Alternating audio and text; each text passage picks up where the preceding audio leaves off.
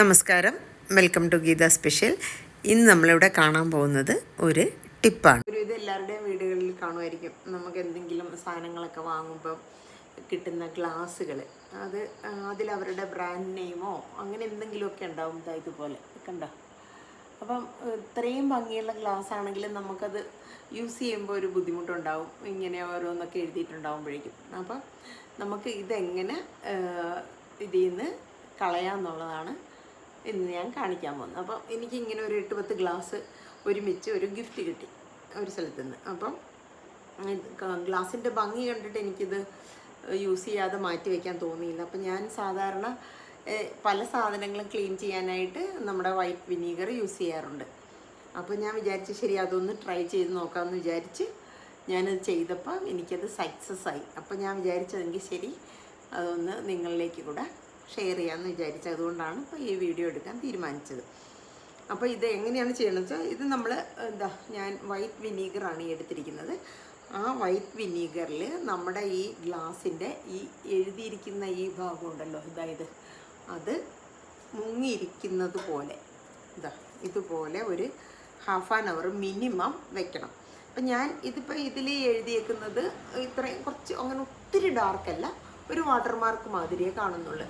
അപ്പോൾ ഇത് ഞാനൊരു ½ hour മുക്കി വെച്ചതിന് ശേഷം എടുത്ത് ക്ലീൻ ചെയ്തപ്പോൾ നല്ല നീറ്റായിട്ട് ഫുൾ അത് പോയി കിട്ടി. അപ്പോൾ ഇനി കൂടുതൽ കുറച്ചും കൂടെ തിക്കായിട്ടാണ് എഴുതിയേക്കുന്നതെങ്കിൽ നിങ്ങളത് ആദ്യം ഒരു ½ hour വെച്ച് നോക്കുക. അതിൽ ശരിയായില്ലെങ്കിൽ പിന്നെ ഒരു 1 hour അങ്ങനെ കുറച്ച് സമയം കൂടുതൽ മുക്കി വെച്ചിട്ട് ചെയ്ത് നോക്കുക. അപ്പോൾ ഇതെങ്ങനെയാണ് ഇതിപ്പോൾ ഞാനിതിൽ 1/2 മണിക്കൂർ ആയുള്ള ഇതിൽ മുക്കി വെച്ചിരുന്നിട്ട്, അത് മുക്കി വെക്കുമ്പം നമ്മൾ എഴുതിയിരിക്കുന്ന ഭാഗം മുഴുവനും വിനീഗറിൽ മുങ്ങിയിരിക്കത്തക്ക പോലെ വേണം വെക്കാനായിട്ട്. അപ്പം നമ്മൾ ആ ഗ്ലാസിൻ്റെ വലിപ്പം അത് മുക്കി വയ്ക്കാൻ പറ്റിയ കറക്റ്റ് വലിപ്പമുള്ളൊരു പാത്രം എടുത്തു കഴിഞ്ഞാൽ മതി. അപ്പം നമുക്ക് മിനിമം വിനീഗറിൽ അത് മുക്കി വയ്ക്കാൻ പറ്റും.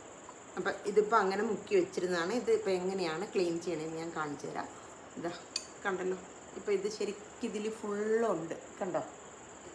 ഇനി ഞാൻ ഇതുപോലത്തെ ഒരു സ്ക്രബ്ബർ എടുത്തിട്ടുണ്ട്. ആ സ്ക്രബ്ബർ കൊണ്ട് ജസ്റ്റ് ഒന്ന് റബ്ബ് ചെയ്ത് കൊടുക്കുമ്പോൾ തന്നെ അതങ്ങ് പോകും.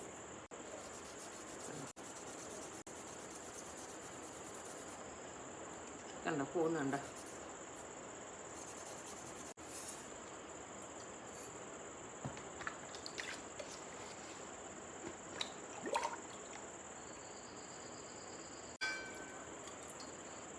നമുക്കിതിലേക്ക് കുറച്ച് വെള്ളം ഒഴിച്ചിട്ട് ഞാൻ കാണിച്ചു തരാം.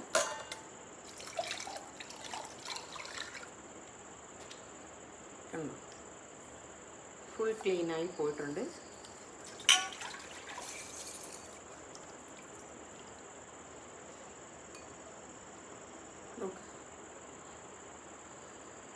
ഒട്ടും ഇതിൽ മാർക്ക് പോലും ഇല്ല, ഒട്ടുമില്ല, ഫുൾ ക്ലീനായിട്ടുണ്ട്.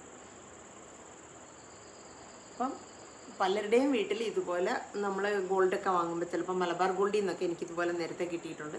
അപ്പോൾ ഇനി അതെല്ലാം എനിക്കിതുപോലെ ചെയ്ത് ഉപയോഗിക്കാൻ പറ്റുന്ന രീതിയിലാക്കി എടുക്കണമെന്ന് വിചാരിക്കുകയാണ്. ഇപ്പോൾ ഈ ഗ്ലാസ് ഇതുപോലത്തെ ഒരു 4-5 എണ്ണം ഞാൻ ഇതുപോലെ ചെയ്ത് വെച്ചിട്ടുണ്ട്. അപ്പോൾ അത് ഞാൻ കാണിച്ചു തരാം. അപ്പോൾ ഇത് കണ്ടോ, ഞാൻ നേരത്തെ ചെയ്ത് വെച്ചതാണ്. ഇതിൽ ക്ലീൻ ചെയ്ത് വെച്ചാണ്. നോക്ക്, എല്ലാം നല്ല ക്ലീൻ ആയിട്ടുണ്ട്, ഒരു സ്പോട്ട് പോലും ഇല്ലാതെ ക്ലീനായിട്ട് കിട്ടിയിട്ടുണ്ട്. ഇതാണ് നമ്മളിപ്പോൾ ചെയ്ത ഗ്ലാസ്, കണ്ടല്ലോ.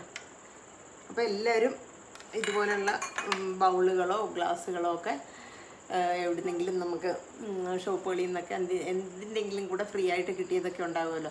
അപ്പോൾ എല്ലാവരും ഇതൊന്ന് ചെയ്ത് നോക്കണം.